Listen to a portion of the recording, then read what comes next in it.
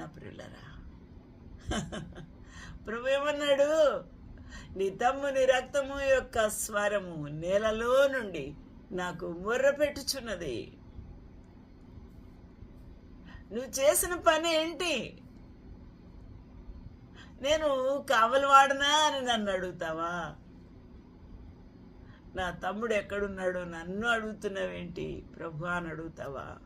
నాకే తిరుగుబాటు చేస్తూ ప్రశ్నిస్తావా? నువ్వు చేసిన పని ఏంటి? నీ తమ్ముని రక్తము యొక్క స్వరము, రక్తమునకు స్వరం ఉంది, మొర్ర పెట్టగలదు. రక్తము రక్తము కన్నీళ్లు కార్చగలదు, మూలుగగలదు. ప్రభు యొక్క సన్నిధికి చేరే ప్రార్థన. నా ప్రియమైన వారలారా, నేలలో నుండి నీ తమ్ముని యొక్క రక్తము, తమ్ముని యొక్క రక్తపు స్వరము నాకు మొర్ర పెట్టుచూ ఉన్నది. Present continuous tense. అప్పటి నుంచి మొర్ర పెడుతూనే ఉంది. ఇన్ని వేల సంవత్సరాలైనా సరే దేవుని సన్నిధికి ప్రభు ప్రార్థన, హేబేలు ప్రార్థన, ఆయన యొక్క రక్తపు ప్రార్థన మొర్ర చేరుతూనే ఉంది.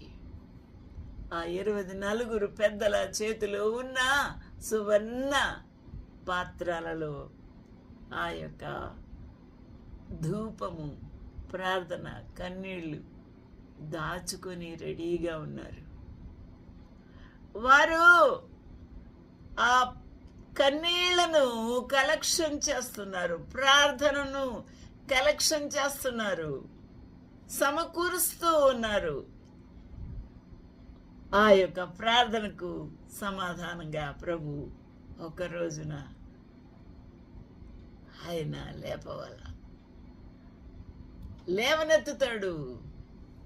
ఈ యొక్క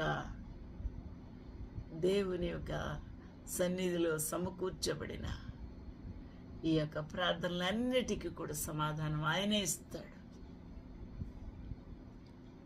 హల్లెలూయా, దేవునికి మహిమ కలుగునుగాక. ఈ రోజున మన బ్రతుకులో ఎలా ఉంది? మన బ్రతుకులు ఎలా ఉన్నాయి? మనము హేబేలు వలె ఉన్నామా? దీనులమై, కృతజ్ఞులమై, శ్రేష్టమైన బలి, క్రొవ్విన గొర్రెలను తీసుకొని వచ్చి దేవుని సన్నిధిలో అర్పణగా సంతోషముతో ఇస్తూ ఉన్నామా? అది ప్రభువు లక్ష్య పెడుతూ ఉన్నాడా?